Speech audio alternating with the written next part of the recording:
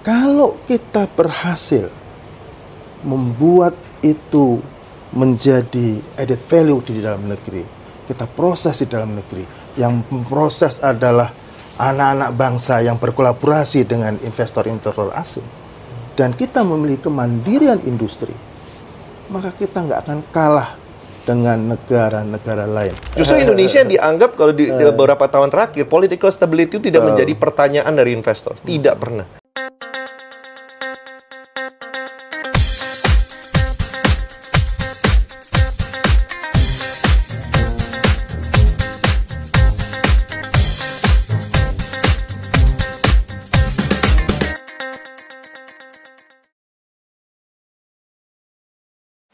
Halo Sobat Rakyat Merdeka, senang sekali saya bisa berjumpa kembali dengan Anda semua.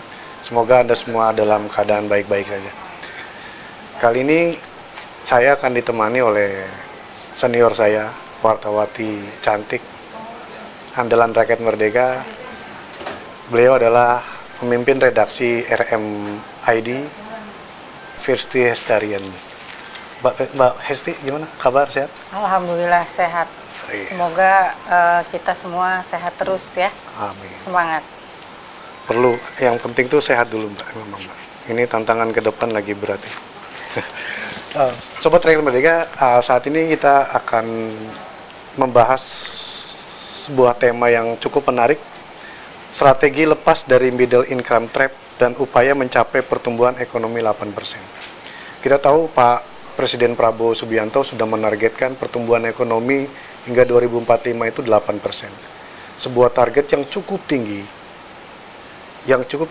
tapi juga bukan mustahil untuk dicapai, karena Indonesia memiliki banyak potensi besar untuk mencapai target 8% tersebut. Sebenarnya bagaimana strategi untuk mencapai pertumbuhan ekonomi 8%? Apakah kita bisa nanti dengan pertumbuhan ekonomi 8% kita bisa keluar dari jebakan middle income trap? Untuk membahas ini, kami kedatangan bintang tamu yang cukup kompeten. Beliau adalah staf ahli ekonomi makro Kementerian Investasi dan Hilirisasi atau BKPM, Bapak Imam Suyudi. Pak Imam, terima kasih sebelumnya sudah. Terima kasih juga sudah hadir di kantor BKPM. Kita sudah dijamu di kantor Bapak. Siap. Dan narasumber kedua yaitu Managing Director Head of Global Market and Security Service HSBC Indonesia, Bapak Ali Setiawan. Pak Ali, apa kabar Pak Ali? Baik, terima kasih. Salam sehat semua juga. Oh iya. Terima kasih Pak Ali udah join untuk discuss topik yang sangat penting ini. Terima kasih, saya juga, kami telah diundang untuk ikut dalam acara podcast ini. Ini karena sangat penting sekali Pak, karena kan kita tahu investasi ini akan menjadi faktor utama bagi pemerintah dalam mencapai pertumbuhan ekonomi 8%.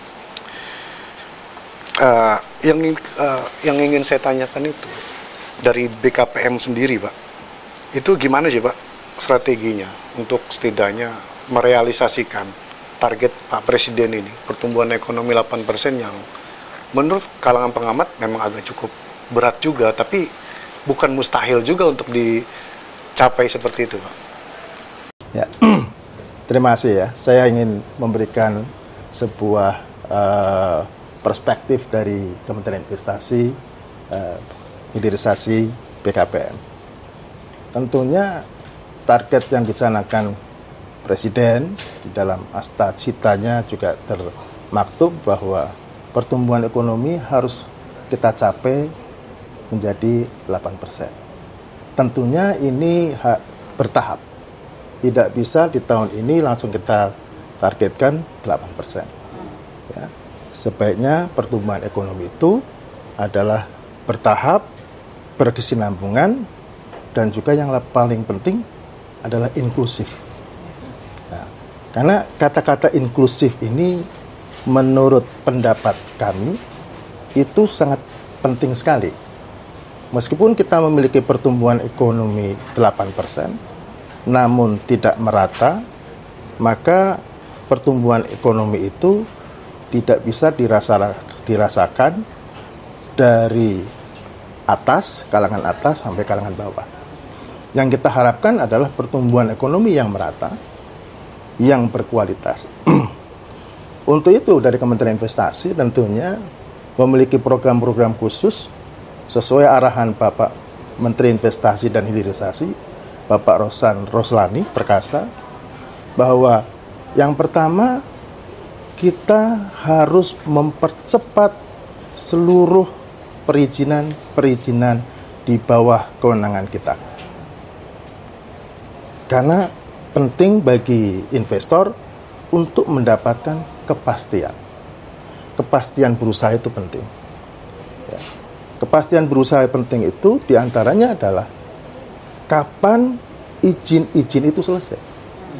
Makanya ada revisi PP 5 terkait dengan bagaimana kita mempercepat proses perizinan dan kepastian perizinan itu sendiri. Yaitu sekarang ini kita sudah memiliki namanya SLA, atau kalau orang ramai di kalangan dunia usaha adalah fiktif positif. Artinya kita memberikan sebuah kepastian jangka waktu perizinan-perizinan yang ada. Sebagai contoh, dulu namanya izin lokasi, sekarang namanya KKPR. Izin lokasi itu penting, di mana izin lokasi itu sebagai perizinan dasar bagi suatu perusahaan yang akan melakukan usaha di Indonesia. Kemudian ada namanya dulu IMB, sekarang namanya PBG. Itu juga kita sudah menyiapkan terkait dengan SLA-nya dan akan kita tanam di dalam sistem OSS. Yang kedua, tentunya kalau kita merefer kepada topik yang ada, Indonesia masih masuk di dalam middle income trap. Betul itu. Kita sudah hampir 20-30 tahun. Masih tergencet di tengah-tengah ya Pak? Tengah-tengah. Sebetulnya tengah-tengah itu enak. Tapi ini nggak enak ini. Karena tidak di atas, tidak ke bawah. Ya, tidak ke atas, tidak ke bawah. Padahal kita pinginnya adalah jumping. Menjadi negara maju. Sebetulnya kita ini memiliki suatu sumber daya yang luar biasa untuk menjadi negara maju. Saya ingin memberikan sebuah contoh-contoh lesson learn yang baik bagaimana suatu negara itu dulu posisinya di seperti kita nih, middle income trap. Ya, posisinya itu ada di tengah-tengah nih. Contoh, itu tahun 90-an. Nanti mungkin Pak Ali yang sering menganalisa di ekonomi internasional. Dulu ada namanya Korea Selatan, Taiwan, Argentina, dan Brazil. Tahun 90-an, posisinya sama dengan kita. Sama-sama di middle income trap ya. Dengan pendapatan per kapita itu malah di bawah 4.500. Kita kan sekarang posisinya 4.580-an. Upper middle income. Jadi upper middle, lumayan lah, masih ada uppernya gitu sedikit ya. Ada uppernya nih, Mas. Ada kata-kata manis sedikit, upper. Ya. Sweetener ya. Ya. Nah, pada saat itu keempat negara memiliki program masing-masing untuk menjadi negara maju. Ya. Yaitu Korea, Taiwan, Brazil, Argentina. Dua negara berhasil menjadi negara maju, yaitu Korea dan Taiwan. Tapi Brazil dan Argentina sampai sekarang masih terjebak sama kayak Indonesia. Apa poin utamanya kenapa mereka bisa keluar dan ada yang tetap masih senang di zona trap ini? Kalau Korea Selatan sama Taiwan sama-sama memiliki 4 program unggulan. Yang pertama adalah pembangunan infrastruktur yang masif. Kita sudah lah itu ya Pak ya? Nah, sudah, tapi mungkin perlu ditambah. Yang kedua adalah mereka memiliki pengembangan SDM.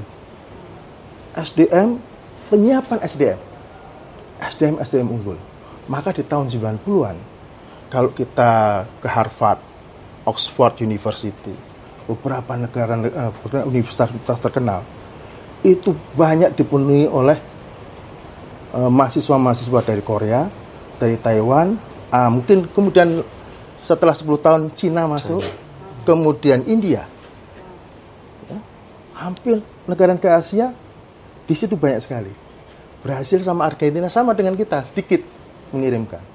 Dan yang utamanya mereka itu dikirimkan untuk scholarship di program-program unggulan mereka. Yaitu kalau Korea itu adalah untuk heavy industry. Industri perkapalan, industri baja, industri otomotif, dan ada industri nanoteknologi. Sedangkan Taiwan, mereka lebih dikhususkan kepada semikonduktor dan elektronik. Kemudian satu hal penting lagi, pemerintah mereka ini memberikan namanya R&D budget itu terbesar di hampir seluruh negara. Sampai sekarang Korea itu nomor 1, nomor 2 lah. R&D budgetnya itu terbesar di dunia. Budget risetnya tinggi. Budget risetnya. Dan budget risetnya dikhususkan juga untuk pengembangan sektor prioritas mereka. Ya. 3. Yang keempat adalah mereka menyiapkan SDM-nya itu dari hulu sampai hilir. Sehingga mereka punya kemandirian pada saat industrinya berjalan. Akhirnya setelah 20 sampai 30 tahun produktivitas SDM mereka itu sangat kuat. Perusahaan-perusahaan lokalnya juga sangat hebat. Dan akhirnya mereka bisa, kalau Korea ada namanya Made in Korea. Tapi kalau Taiwan, dia fokus kepada tier 1, tier 2, dan tier 3-nya. Dalam rangka untuk membuat ekosistem industri middle company, ya, kayak UMKM-nya kita lah, itu bisa go global dan bisa menjadi rantai pasok.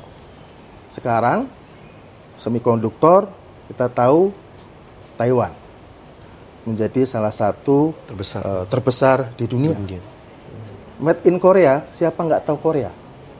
Tapi Brazil sama Argentina, case-nya budget R&D-nya sedikit, SDM-nya tidak dipersiapkan, meskipun Brazil sama Argentina hampir sama kayak punya kita nih, punya komoditas. Jangan salah, mereka komoditasnya juga hampir sama dengan kita. Pertanian juga unggul mereka ya. Unggul. Tapi SDM-nya tidak siap. Sehingga perusahaan-perusahaan lokalnya tidak siap. Akhirnya apa? Mereka menjadi objek, bukan menjadi subjek. Nah, sekarang dengan Pak Presiden kita, Pak Prabowo, sudah menyampaikan kita akan meningkatkan nilai tambah, yaitu hilirisasi. Kita punya 28 komoditas produk hilirisasi.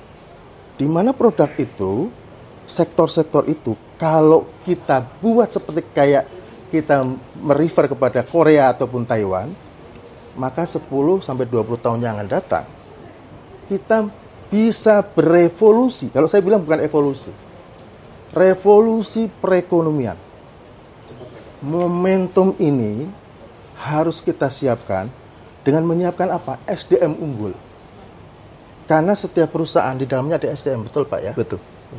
Setiap UMKM di dalamnya ada SDM. Pekerja ada SDM.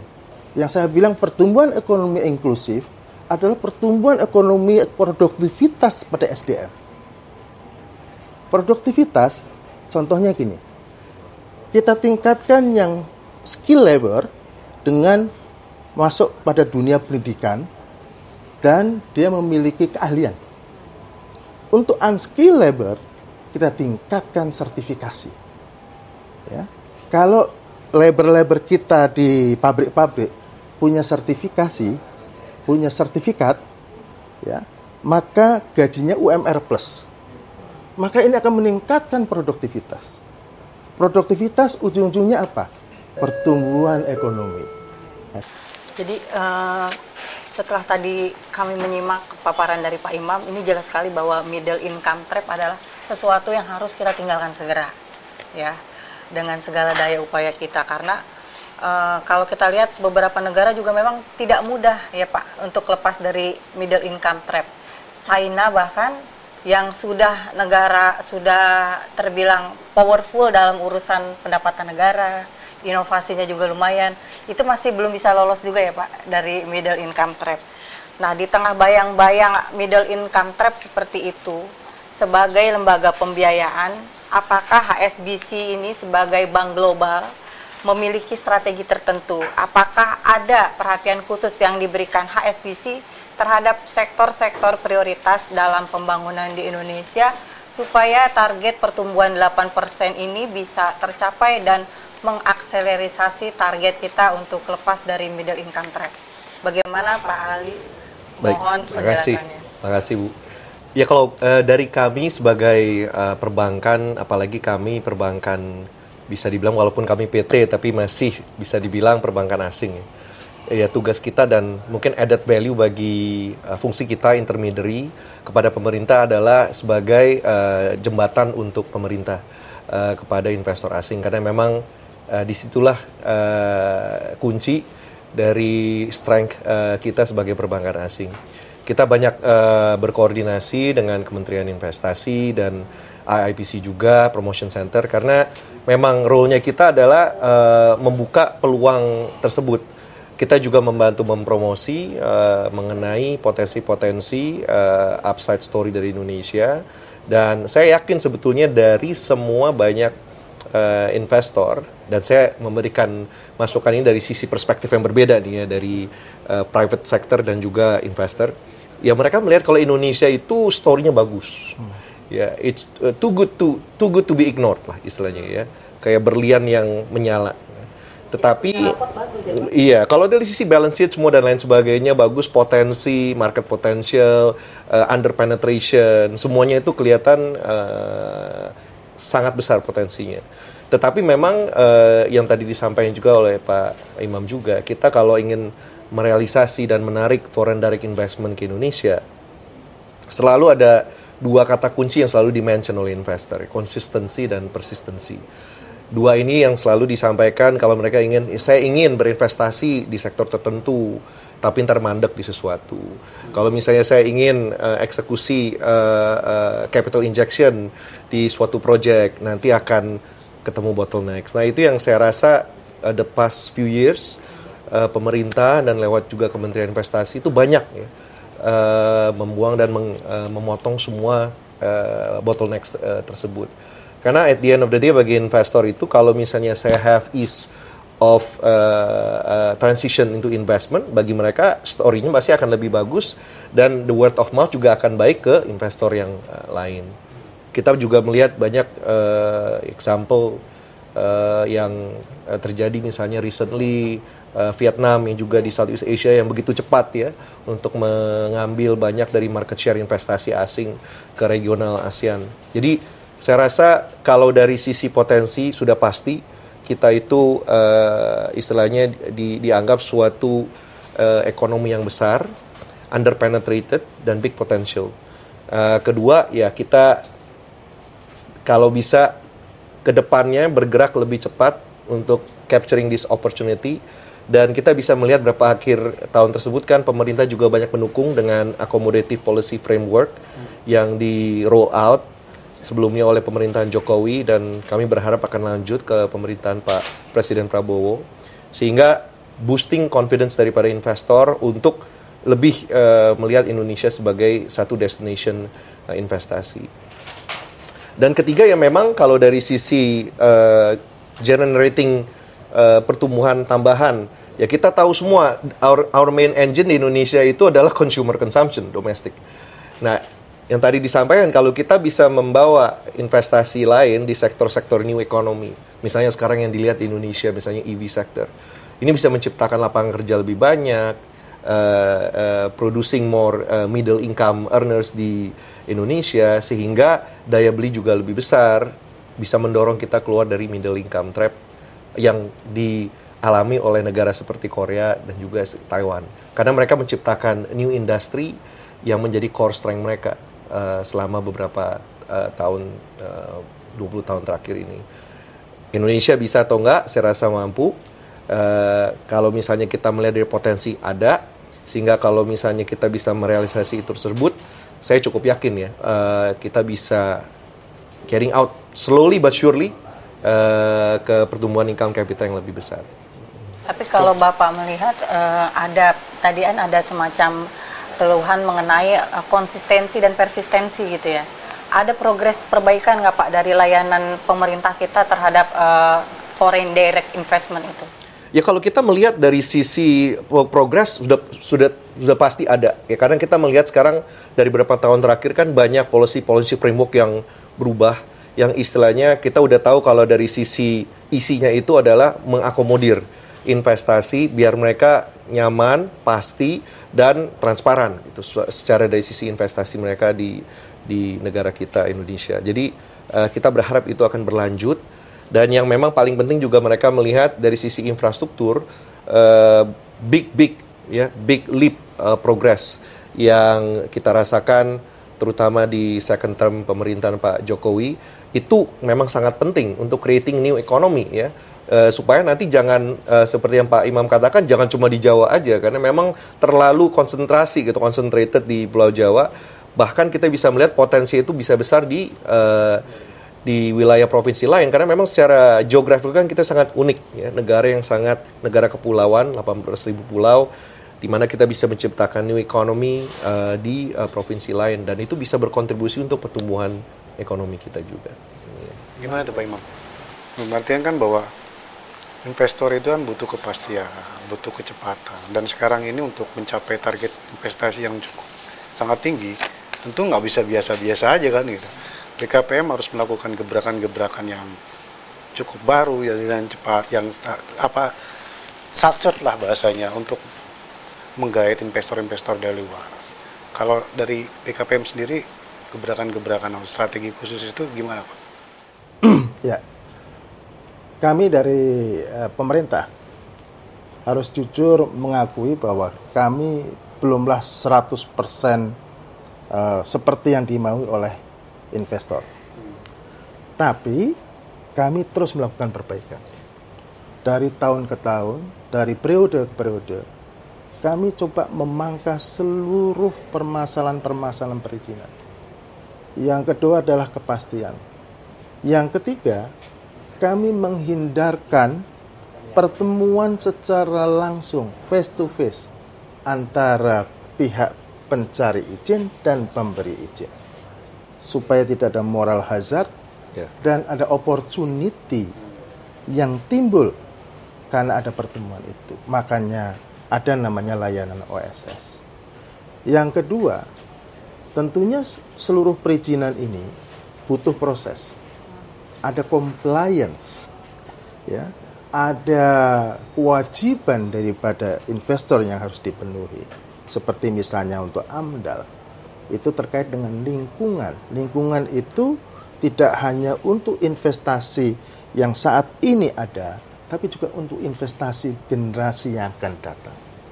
Once kita salah memberikan izin kepada perusahaan yang tidak comply terhadap dengan lingkungan, maka dampaknya bisa 10-50 tahun yang akan datang bagi generasi yang muda Indonesia.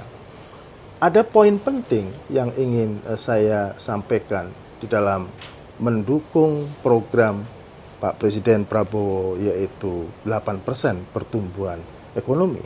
Yaitu kita sekarang sudah memiliki peta jalan untuk 28 komoditas yang kita miliki dan kita bisa processing di dalam negeri untuk memberikan nilai tambah sebanyak-banyaknya bagi masyarakat Indonesia.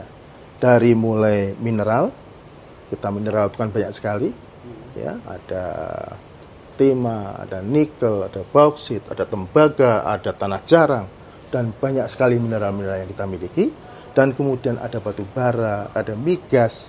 Kemudian yang lebih penting lagi ada perkebunan, ada pertanian, ya, di mana kami sudah memetakan sektor dan komoditas itu dengan potensi investasi sebanyak 618 miliar US dollar.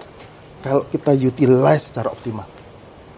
Bayangkan kalau investasi itu contohnya adalah hilirisasi di bidang perkebunan dan pertanian, termasuk perikanan. Itu lokasinya hampir sebagian besar itu di luar Pulau Jawa. Kalau kita berhasil membuat itu menjadi added value di dalam negeri, kita proses di dalam negeri. Yang memproses adalah anak-anak bangsa yang berkolaborasi dengan investor-investor asing. Dan kita memiliki kemandirian industri, maka kita nggak akan kalah dengan negara-negara lain. Kita bisa mencontoh negara Korea, made in Indonesia untuk 20 tahun ke depan. Untuk misalnya industri di bidang perikanan, perkebunan, pertanian, mineral, dan batu bara. Dan kemudian kita juga bisa menciptakan ekosistem UMKM kita untuk naik kelas, go global. Satu hal yang penting, peran pemerintah dan dukungan dari sektor pembiayaan. Kalau pembiayaan teman-teman dari bank itu, yang penting kan satu, visible atau enggak? Yeah. Ya, ini off-takernya jelas atau enggak? Yeah. Yang ketiga, ini perusahaannya capable atau enggak? Trusted atau enggak? Yeah. Kan gitu ya Pak? Yeah. Perlu pemerintah hadir. Perlu pemerintah untuk menaik kelaskan perusahaan-perusahaan lokal kita. Sebagaimana dilakukan oleh negara Taiwan dan Korea Selatan. Kami yakin ya dengan pemerintahan yang membawa keberlanjutan yang dilakukan sekarang oleh Bapak Prabowo Subianto dengan confidence yang sangat luar biasa beliau, ya, dengan straightforward apa yang senantiasa beliau sampaikan di mata investor maupun pebisnis. Kami yakin ya, nothing is impossible, kata Einstein. Nothing is impossible. 8%, mungkin tidak 5 tahun yang akan datang, tapi mungkin 10 tahun akan datang kita bisa mencapai 7-8%. Gradual ya. Gradual. Jangan terlalu tergesa-gesa. Karena setiap yang tergesa-gesa biasanya akan timbul permasalahan di kemudian hari. Kalau saya yakin dengan pemerintahan kita yang solid ya, dan perbankan kita, pembiayaan, sektor-sektor pembiayaan kita yang terus kerjasama, saling mendukung, ya. Apalagi kalau HSBC itu lama kita sering berkolaborasi, ya. Waktu ada World Economic Forum di Bali, kita bekerjasama sama HSBC membuat sebuah event besar bareng-bareng di sana. Sahabat lama, ya, sahabat lama. Jadi menurut kami ini suatu hal yang luar biasa podcast ini, dari pengambil kebijakan di bidang investasi, perspektif ekonomi makro dari sisi investasi, dan perspektif dari pembiayaan dari perbankan. Dan saya lihat Pak Ali track recordnya kan luar biasa, kemampuannya out of the box, ya, beyond daripada visioner. Pak Imam ya, juga udah. Saya rasa kita berharap Pak Ali bisa sering membantu kita dalam mendukung investasi yang terus maju. Pak Ali gimana tuh? Kata Pak Imam itu. Dari SBC sendiri gimana dari sektor perbankan? Kalau dari kita udah nothing else to bargain, karena kita juga sebagai bank asing pun kita sudah menjadi PT gitu Pak ya. Jadi kita satu-satunya bank asing udah menjadi PT. Jadi kita udah invest yang cukup besar di negara ini, dan memang salah satu visi dari kita itu adalah memang menjadi the best international bank, provide that international bridge untuk pemerintah kita dan juga perusahaan-perusahaan di Indonesia. Salah satu yang memang menjadi kunci differential dari role kita adalah kita bisa membawa banyak potensi-potensi private sector dari luar negeri, ya, untuk berinvestasi ke Indonesia, memang di sektor-sektor andalan yang memang kita tahu akan banyak didukung dari sisi investasi dan juga hilirisasi. Yang tadi saya sampaikan, sebetulnya kalau dari sisi potensi Indonesia itu nggak bisa diignore, tapi dalam arti mereka ingin berinvestasi Indonesia itu besar, ya.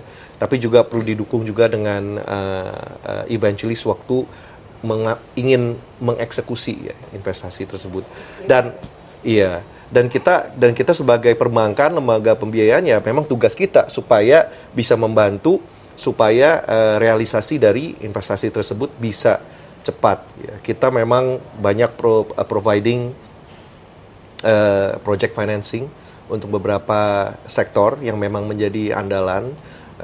Saya nggak perlu mention name-nya, tapi mostly adalah dengan perusahaan-perusahaan BUMN juga, dan memang kebanyakan investornya itu dari luar, ya, yang bisa kita lihat size-nya besar dan juga untuk jangka panjang. Dan juga untuk sektor-sektor baru yang sekarang sedang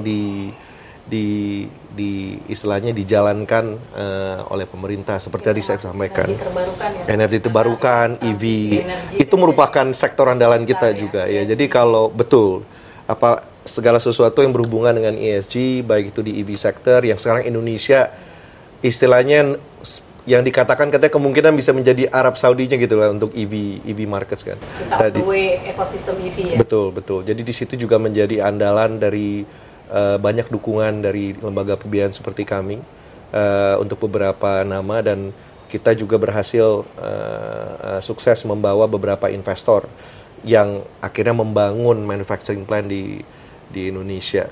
Jadi sudah pasti ya kita memang kita berfokus kepada sektor yang memang is the right to win untuk lembaga pembiayaan asing. Kalau sektor pertanian sendiri gimana Pak? Kalau dari BKPM sendiri kan kita tahu selain pertumbuhan ekonomi, target Pak Prabowo juga ini kan swasembada pangan. Nah, sementara kita ini investasi di bidang pertanian ini cenderung agak kecil gitu. Untuk mendongkrak sendiri, padahal potensi dari pertanian sendiri, bisa apalagi ketika dihilirisasi katanya nggak akan kalah dengan investasi di sumber daya alam gitu kan, mineral. Investasi pertanian perkebunan besar sekali.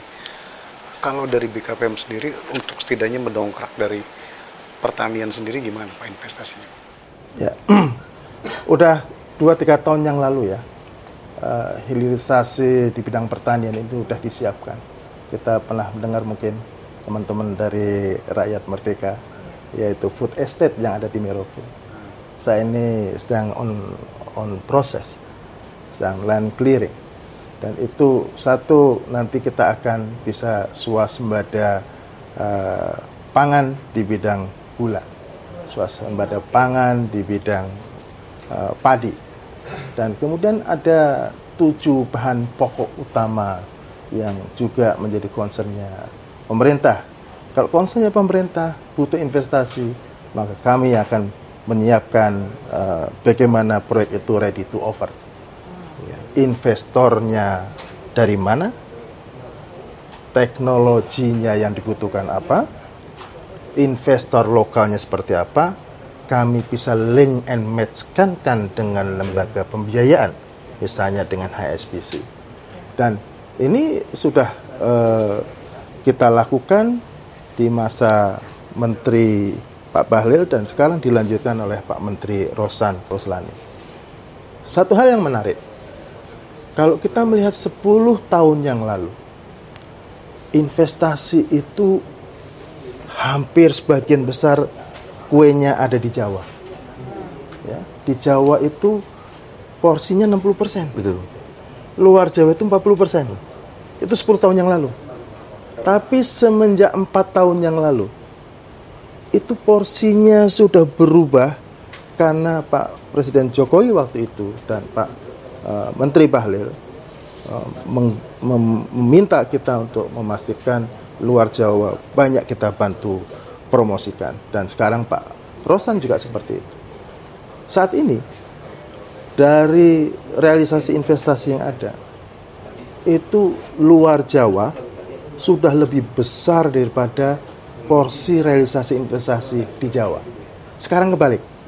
Kalau dulu 60% di Jawa, sekarang sudah 52% sampai 54% di luar Jawa.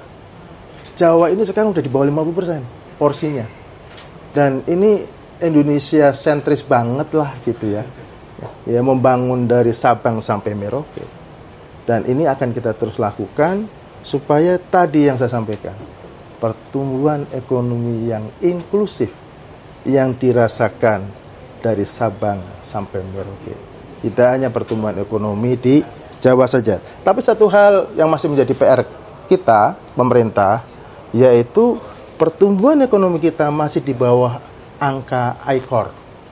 Angka ICOR kita itu 6 sampai 6,5%. Ada rata-rata 6,2 sampai 6,3%. Sedangkan angka ICOR di Asia Tenggara itu ada di bawah 4%, 3 sampai 4%. Artinya pertumbuhan ekonomi di Asia Tenggara yang 5, ada 6, ada yang 4,5, itu masih lebih tinggi daripada angka ICOR. Angka ICOR kita harus kita akui masih lebih tinggi daripada pertumbuhan ekonomi. ICOR itu semakin tinggi ICOR, berarti terjadi inefisiensi di dalam melakukan investasi. Ya, ininya banyak lah. Faktornya banyak. Logistik cost-nya masih tinggi, kepastian masih tinggi, biaya lain-lain tak terduga masih ada. Kita harus jujur sampaikan. Kalau pemerintah harus jujur, tidak perlu kita tutup-tutupi. Yang kurang kita sampaikan untuk refleksi kita memperbaiki diri. Supaya jelas ada solusi bersama. Ada solusi bersama. Nggak perlu kita tutup-tutupi. Ya, tidak perlu kita kinerja yang baik-baik terus yang kita sampaikan. Kinerja baik kita sampaikan, tapi ada hal-hal yang masih menjadi pending isu kita, menjadi homework kita yang harus kita perbaiki. Itu menurut pendapat saya, pemerintah, kejujuran pemerintah itu penting dalam rangka apa? Memberikan kepastian. Saya senantiasa kalau sampaikan kepada investor, tidak hanya yang baik-baik semua. Ya. Ini di Indonesia ini kamu bisa dapat bahan bakunya sekian, tenaga kerjanya mungkin agak murah, tapi ada perlu mungkin produktivitasnya agak kurang nih, ya. Mungkin masih ada kendala-kendala terkait dengan biaya-biaya lain-lain di daerah. Tapi kalau misalnya itu ada masalah, sampaikan ke kita. Kita akan bantu selesaikan sesuai dengan aturan yang berlaku. Itu sih yang bisa saya sampaikan. Ya mungkin saya tambahkan dikit, saya rasa memang penting sekali untuk hilirisasi dari sektor pertanian, karena memang dari kita kalau melihat Indonesia, kita kan dibilangnya import consumption country ya. Banyak lain juga dengan minyak yang memang kita juga import besar. A lot of these necessity commodities juga kita banyak import, sehingga kalau kita terus import banyak dari komoditas tersebut, ya pressure untuk dolar rupiah kita juga semakin terus berlanjut ya. Karena kita otomatis waktu kita impor, kita beli dolar juga banyak. Jadi sejalan juga dengan cita-cita Pak Prabowo, pertumbuhan 8% untuk mengakselerasi swasembada pangan dan swasembada energi. Ya targetnya kan sama. Betul. Dalam waktu 3-4 tahun lah kurang lebih. Juga memang sudah tepat juga Pak keputusan pemerintah untuk memberikan nomenklatur baru pada Kementerian Investasi ini. Dilekatkan jadinya Kementerian Investasi dan Hilirisasi Badan Koordinasi Penanaman Modal. Itu suatu langkah yang momentumnya pas untuk mencapai target kita untuk segera lepas dari middle income trap. Nah, terkait investasinya sendiri nih Pak, ini tahun kita sudah mau berakhir 2024. Ini BKPM kira-kira pencapaian target investasi 2024-nya seperti apa, dan boleh di-spill barangkali Pak kira-kira seperti apa progresnya. Kemudian di tahun-tahun mendatang di tengah situasi geopolitik yang penuh ketidakpastian, termasuk ada mungkin ini transisi kepemimpinan negara sentral dunia di Amerika dari Biden ke Donald Trump, ini kira-kira langkahnya seperti apa yang disiapkan untuk mencapai target tersebut? Apakah ada gebrakannya Pak di luar program-program reguler? Ya, saya harus sampaikan bahwa target dari pemerintah saat ini adalah 1.650 triliun. Dan kemarin kita sudah mencapai sekitar 76,something% ya. Jadi artinya kita masih membutuhkan kurang lebih 24,6% dari 1.650 triliun. Kalau kita melihat pipeline yang ada, dan kemudian kondisi perpolitikan Indonesia yang sangat kondusif. Even pilkada pun udah datar-datar air aja nih, nggak ada riak-riak ya, nggak ada riak seperti beberapa periode yang lalu. Menurut saya, kami masih sangat optimis ya, bahwa 1.650 triliun itu bisa kita capai, karena dengan 1.650 triliun dan peningkatan year on year-nya itu kalau saya bisa perkirakan itu sekitar 10-14% year on year-nya. Ini bisa mendongkrak pertumbuhan ekonomi kita. Mungkin di atas 5% lebih sedikit. Mungkin 5,05, 5,08. Mungkin Bapak yang lebih tahu ya, Pak Ali ini sangat jago membuat proyeksi-proyeksi.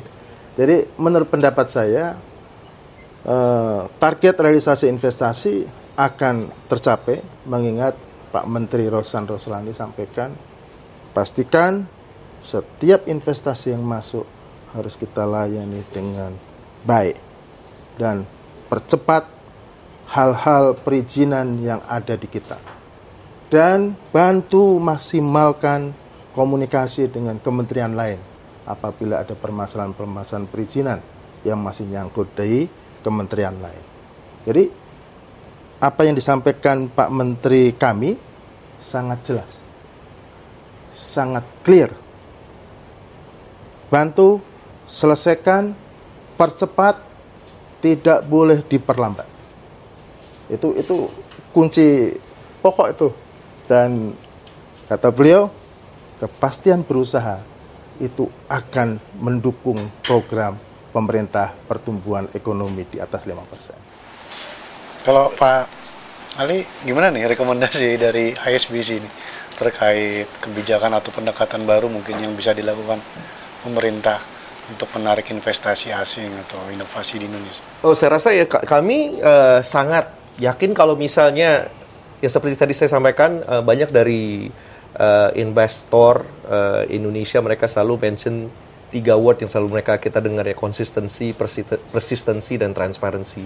Sehingga kita melihat dari progres yang sudah kita lihat beberapa tahun terakhir, dan ke depannya kalau misalnya bottleneck-nya semakin banyak dipotong dan pergerakan lebih cepat, kepastian dari sisi investasi dan juga legal transparency yang jelas, saya rasa akan boosting confidence daripada investor untuk terus berinvestasi dan memikirkan Indonesia sebagai target investasi bagi perkembangan bisnis mereka. Nah, saya yakin itu kalau misalnya itu terjadi dan progresnya akan semakin baik, potensial upside-nya akan semakin besar, dan itu menciptakan banyak lapangan kerja baru, menciptakan middle income earner yang lebih besar. Automatically kita akan gerak ke direction yang seperti yang tadi disampaikan dan kita pertanyakan untuk Indonesia ke depannya. Tapi gitu ya. Kalau stabilitas pemerintahan sendiri, stabilitas politik maksudnya, itu berpengaruh banget sih. Terus terang kalau kita melihat dari regional, ya Pak ya, regional, Indonesia adalah negara satu-satunya yang dibilang political stability ini paling bagus. Ya sebetulnya. Kalau kita dibandingkan dengan negara lain itu malah ada story-story yang negatifnya lah ya, mau di Thailand, mau di Malaysia, iya betul ya, mau Filipina, Malaysia segala. Justru Indonesia dianggap kalau di beberapa tahun terakhir political stability itu tidak menjadi pertanyaan dari investor, tidak pernah, karena mereka melihat justru dari sisi perkembangan dan kedewasaan dari demokrasi di Indonesia ini sangat baik, dan political stability itu sangat bagus. Sehingga tidak menjadi concern dan pertanyaan bagi banyak investor. Pemerintahannya berjalan smooth lah kemarin. Bahasanya kan seperti itu kan. Iya. Dari Pak Jokowi ke Pak Prabowo. Prabowo. Dan dilihat transisinya dengan ke administrasi pemerintahan baru Pak Prabowo juga sangat baik. Jadi betul-betul yang dilihat oleh investor itu adalah ease of doing business ya. Nah, itu kita rapotnya semakin bagus, Pak. Kita kalau dilihat kita progressing baik, tapi bisa lebih baik ya, supaya kita bisa lebih cepat. Istilahnya kalau kita bergerak gigi 2 bisa ntar ke gigi 3 dan 4 dan ke 5. Melihat dari istilahnya competitiveness kita kan harus terus dikembangkan ya. Karena negara lain juga mikir gimana mereka bisa attract FDI, sehingga kita juga istilahnya berpacu dari sisi competitiveness dengan mereka. Berarti konkretnya ini kan harus ada kolaborasi yang baik ya, antara pemerintah, juga dari sektor keuangan, ini supaya bisa jalan dan untuk mencapai tujuan inklusif tadi. Inklusif tidak hanya dirasakan oleh masyarakat, tapi juga partisipasi aktif masyarakatnya, supaya pasar dalam negeri kita hidup, gitu ya kan. Kira-kira bagaimana kalau dari Kementerian Investasi Pak untuk kolaborasinya nih? Sebelum nanti Pak Ali juga ikutan menjelaskan ya, kolaborasinya seperti apa, bagaimana Pak Imam? Ya, yang pertama, satu kolaborasi, saya setuju terkait dengan pembiayaan. Ya, perbankan pembiayaan itu sangat penting. Tapi ada juga yang lebih penting adalah pemberitaan. Gaspol, Indonesia maju, pertumbuhan terjaga, itu penting. Ada satu, mungkin Pak Ali akan bisa menyampaikan sedikit perspektif terkait dengan investor. Investor itu terdapat 3 macam investor. Ada namanya strategic investor. Ya, investor yang dia juga ikut sebagai mitra joint venture dan dia juga bisa menyiapkan equity investment-nya. Yang kedua ada investor namanya equity investor. Investor yang hanya menyiapkan equity funding terhadap proyek yang akan dijalankan oleh SPV namanya, Special Purpose Vehicle, atau si joint venture itulah. Nanti kan ada struktur-struktur bisnisnya. Ada satu lagi namanya finance investor. Strategic investor, perusahaan-perusahaan besar nih kayak LG, Hyundai. Kalau nggak ada equity investor, kalau nggak ada finance investor, nggak bisa dia buat pabrik. Uang dari mana? Kenapa? Investasi itu apa? Investasi itu dari total investasi CAPEX, itu 20% hanya equity, 20-30% maksimum. Betul ya Pak ya? Pak Ali ya? Pak Ali yang paling tahu nih. 70% sampai 80%-nya itu adalah loan. Kadang distrukturkan lagi, di-structuring lagi, ada equity investornya, ada, ya kan Pak ya? Ada finance investornya di bawahnya. Harus berputar ya. Ada yang memberikan garantinya di situ. Jadi yang kelihatan aja SPV-nya besar satu. Padahal itu kayak menggurita dan saling kait-mengkait. Dan pembiayaan itu penting. Ya. Kita mau buat apa-apa kalau nggak ada pembiayaan, nggak bisa bergerak. Nggak bisa bergerak. Betul nggak? Betul. Semua butuh biaya. Iya. Betul ya? Pacarannya aja butuh biaya. Nah, gitu kan? Nah, jadi investasi sangat penting. Maka kolaborasi kita dengan teman-teman perbankan, dengan khususnya HSBC hal ini, harus lebih, kita kayaknya harus lebih sering duduk bareng nih Pak. Pasti Pak. Karena satu, kami tahu proyek-proyek yang akan masuk. Perusahaan-perusahaan akan yang masuk. Bapak kan punya uang banyak nih, yang kadang-kadang harus di spending nih, ya kan? Ya, harus di spending supaya nanti balance sheet-nya itu terjaga antara uang yang ada sama yang diinvestasikan, kan seperti itu. Dan beliau-beliau ini perusahaan-perusahaan pembiayaan perbankan tuh butuh informasi, dan kami sumber informasi. Ya. Karena kamilah pintu di mana investor akan masuk. Kadang-kadang minat awal pun, baru minat, itu kami tahu. Ada bisik-bisik pun kita tahu. Ya, bisik-bisik ada yang mau masuk, tapi mereka masih mikir apakah ke Vietnam, Thailand, atau ke India. Ya kayak inilah, ada wanita cantik, kemudian beberapa laki-laki ngomong sudah ngerumpi, kayaknya cakep ini, kayaknya perlu kita jalan nih. Kita tahu tuh. Jadi hal-hal ini sebetulnya bisa kita kolaborasikan yang jauh lebih intens, karena kami juga perlu perusahaan-perusahaan pembiayaan, perlu perbankan, apalagi Kami tadi sampaikan 631 miliar US dollar potensi untuk hilirisasi di 28 komoditas. Kami nanti bisa share, Pak, peta jalan kita. Jadi nanti bahan bakunya di mana, lokasinya di mana, rencana pengembangannya di mana, berapa kira-kira potensi investasinya. Bahkan kami sudah memiliki juga tracking untuk kira-kira target investornya siapa, teknologinya yang punya siapa. Kita Kementerian Investasi sudah membuat peta jalan itu. Ya. Tinggal nanti kita bisa jalankan bareng-bareng, karena lebih baik kita bersama-sama dan lebih cepat lebih baik, kan, seperti itu. Saya rasa itu sih menurut saya. Ya. Terima kasih.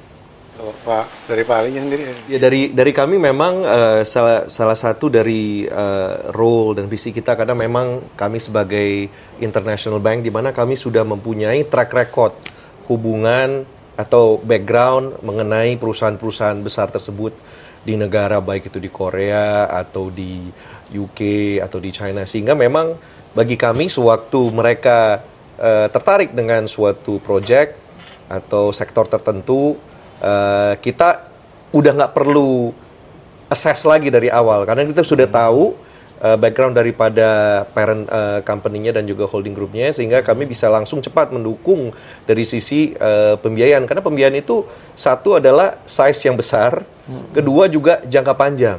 Ya. Pembiayaan jangka panjang itu sulit, Pak, nggak gampang yang istilahnya kita cari untuk bisa mendukung banyak dari ekspansi bisnis. Nah, sehingga kita kalau sudah mengenal dengan baik, ya, sewaktu mereka ingin masuk di atau investasi ke sektor tertentu dan kita tahu itu adalah sektor andalan yang juga kami minati, ya kita nggak hesitan lagi untuk langsung maju. Contoh yang kita juga yang tahun ini terrealisasi, kita membantu satu perusahaan besar di Korea, joint venture antara satu otomotif dengan baterai company. Mereka investasi sangat besar, hampir $1 miliar. Itu kita yang membantu lead koordinasi untuk financing, ya. Dan ini memang jumlah yang sangat besar dan juga untuk jangka panjang. Oke. Jadi satu kata kuncinya adalah kolaborasi, ya, Pak. Kolaborasi, and it's a win-win, mutual benefit. Oke, Sobat Rakyat Merdeka, demikianlah obrolan kita dengan Pak Imam dari Kementerian Investasi dan Pak Ali dari ISBC. Semoga informasinya dapat bermanfaat bagi kita semua. Dari saya, terima kasih. Dan jangan lupa like and subscribe YouTube Rakyat Merdeka TV. Dan nantikan konten-konten di Rakyat Merdeka, YouTube Rakyat Merdeka selanjutnya. Pak Imam, Pak Ali, makasih waktunya. Terima kasih. Salam sehat dan sukses selalu. Salam sehat selalu. Selamat siang, salam Rakyat Merdeka. Salam sehat, sukses selalu. Sukses selalu. Terima kasih.